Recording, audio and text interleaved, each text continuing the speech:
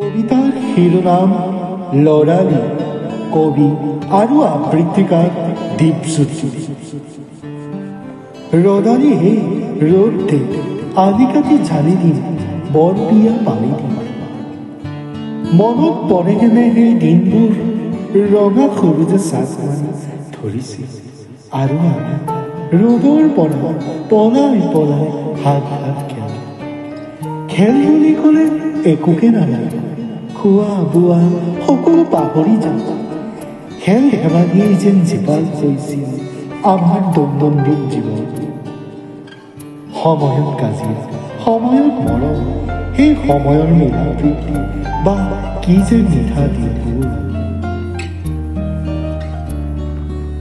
মনত আছেনে আমি ইটোৱে ইটোৰ লগত গাত ধূলি বালিৰে উপচাই দিওঁ আৰু নেখেলো যা বুলি পেচ কাটি গৈছিল। তেতিয়া যে আমি কৈছিল, ঐ ভুল হৈ গ'ল, মহানেক্টৰ 3টা দি দিম।